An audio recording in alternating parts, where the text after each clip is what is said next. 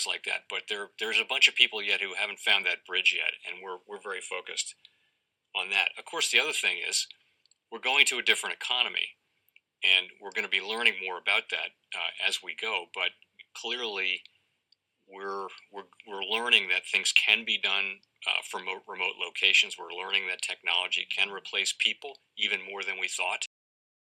Welcome to the Crypto Teacher. And guys, I come back with that video just to make you think. And we had Jerome Powell speak today, guys. And as you heard him state, we're moving to a different economy. We know it's going to be the fourth industrial revolution, Society 5.0. Now, some great questions that was asked in this actual meeting. Now, we know March 31st, it ends the other repo facilities that I discuss all the time. He said he does not know. He hasn't met with Janet Yellen yet. So, guys, we know to keep our eyes on that. Plus, they're going to still be making the $120 billion worth of asset purchases. And, of course, those are treasuries and mortgage-backed securities. If these March 31st facilities get closed, of course, that's a whole lot more liquidity that's going to shrink. Right now, we're shrinking already because of facilities that closed earlier this month. Now, it just depends on how fast Biden can get this $1 trillion stimulus passed, and it's going to let us know which direction the market is going to be going. And, of course, that is for cryptos and the stock market, guys. Remember, when the liquidity shrinks, that's going to hit stocks, and it's going to hit cryptos even more. So remember, guys, I advise you that the markets would be heading down, but of course, we're still going to have these pumps and dumps. If you're a trader in crypto, it does not matter. If you're into stocks, as long as you're in the defensive stocks, you're going to be fine. But when it comes to liquidity, we definitely are going to be shrinking. Plus, they're letting the treasury yield rates rise. Remember, I told y'all that as a warning sign that we're definitely going to have a correction. We always have a correction every fourth quarter. It never fails. But then, of course, we're going to start heading back up.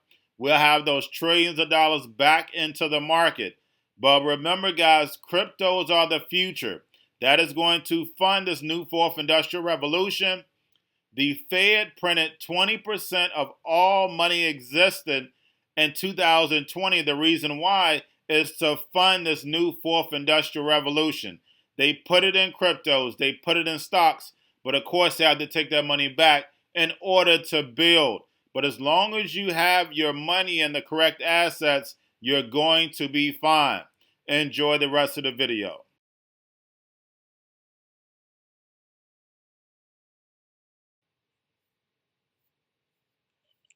Thank you. Steve Leisman. Thank you, Mr. Chairman. I wonder if I could follow up on Gina's question here. I understand that you do address issues of valuations through macroprudential policies in the first instance, but there's a range of assets, and I know you do watch a range of assets, but from Bitcoin to corporate bonds to the stock market in general to some of these more specific meteoric rises in stocks like GameStop, how do you address the concern that super easy monetary policy, asset purchases and zero interest rates are potentially fueling a bubble that could cause economic fallout should it burst? Let me provide a little context. The shock from the pandemic was unprecedented, both in its nature and in its size, and in the amount of unemployment that it created, and in the shock to economic activity. There's nothing close to it in our modern economic history.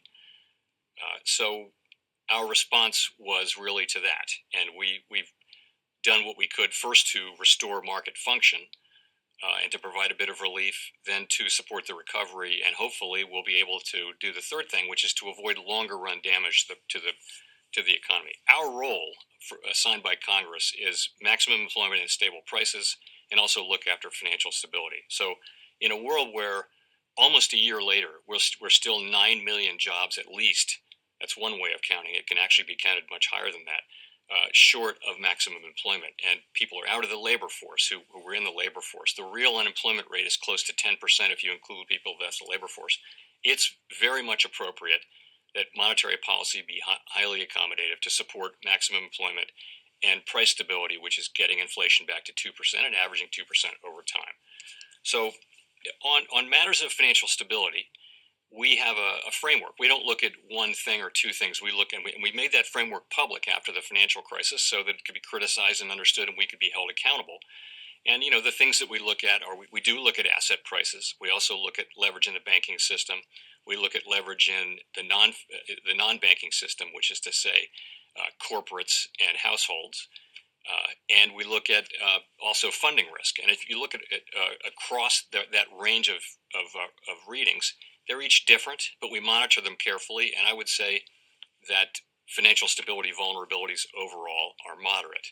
Our overall goal is to assure that the financial system itself is resilient to shocks of all kinds, that it's strong and resilient, and that includes not just the banks, but money market funds and all different kinds of non-bank financial structures as well. So when we get to the non-financial sector, we don't have jurisdiction over that. But so I would just say that there are many things that go in, as you know, to setting asset prices. So if you look at what's really been driving asset prices really in the last couple of months, it isn't monetary policy. It's been expectations about vaccines, and it's also fiscal policy. Those are the news items that have been driving asset values in recent months. So I know that monetary policy does play a role there, but that's how we look at it. And I think that the connection between low interest rates and asset values is probably something that's not as tight as people think, because a lot of different factors are driving asset prices at any given time. A lot of people in the markets think that you're basically stuck right now because you can't really go lower with the zero bound, rejecting negative interest rates, and you can't really go higher because of the threat of a taper tantrum. Is the Fed locked into a very narrow corridor now? And if not, you did say you would signal any change in interest rates a long time ahead. But New York Fed President Bill Dudley says there's no way you can avoid a taper tantrum. So how do you do that?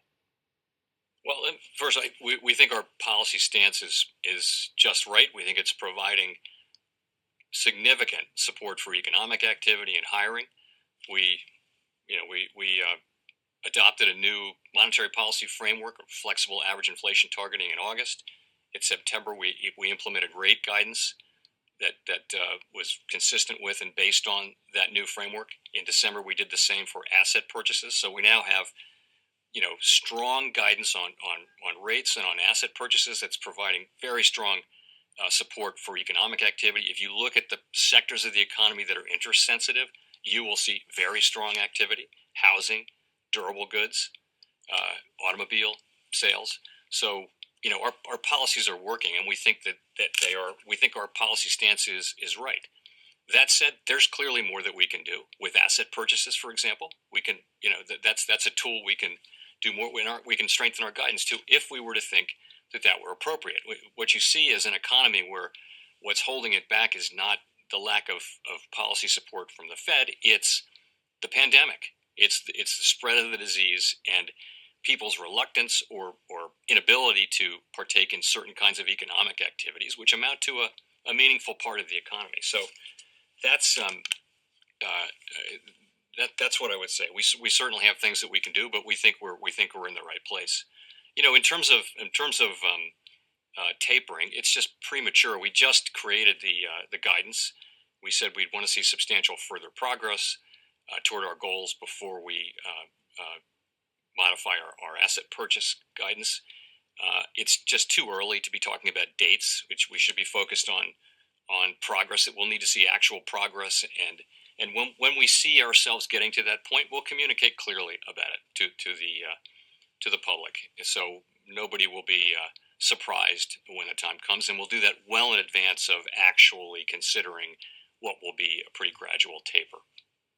Well, if I might, your policies are working and you can maybe do more. But the question is, can you stop doing it when it's time? Yeah, so I was here. We had all the same questions back in after the global financial crisis. We raised interest rates, we froze the balance sheet size, and then we shrank the balance sheet size. So there's no reason why we won't be able to do that again. In fact, we learned a lot from that experience, and we understand, as we understood then, but even more so, we understand that the way to do it is to communicate well in advance, to do predictable things, and to move gradually. And that's what we're going to do. We're going to be very transparent. But honestly, the whole focus on exit is premature, if I may say. We're focused on finishing the job we're doing, which is to support the economy, to give the economy the support it needs. There are people out there who've lost their jobs. It's essential that we get them back to work as quickly as possible, and we want to do everything we can to do that. And that is our primary focus right now. It's too soon to be worried about that. When we come to exit, we have an understanding of how to do that, and we'll do it very carefully. But in the meantime, our focus is on giving the economy the support it needs. Follow-up brief. Have some 13.3 emergency programs that will expire March 31 that the Fed and the Treasury have worked on together. Do you have an expectation of whether those will be left to expire then, or whether they will be extended? So I'll just say that I think our facilities were very successful in supporting the economy during its darkest moments, and I believe protected the loss of millions of jobs. We're going to continue to monitor financial and credit conditions throughout the economy, and if the kind of emergency conditions arise that are required under that law, then our emergency lending tools will remain available. Now, I've had no discussions with anybody at Treasury on that because I haven't had any discussions with anybody at Treasury other than high-level meetings with the transition team a month or so ago. And once we start having those meetings, of course, I'll observe, the longstanding practice of not talking about confidential discussions. But as of now, there haven't been any discussions at all. We're not going back to the same economy. We're recovering, but to a different economy, and it'll be one that is more leveraged to technology. And I worry that is going to make it even more difficult than it was for many workers. In Silicon Valley, and my friends who work in technology know that what we did to the manufacturing workers, we are now going to do to the retail workers, the call center workers, the fast food workers, the truck drivers, and then even bookkeepers, accountants, insurance agents, lawyers, and on through the economy. So what happened to the manufacturing workers is a very clear sign of what's going to happen to these other workers moving forward.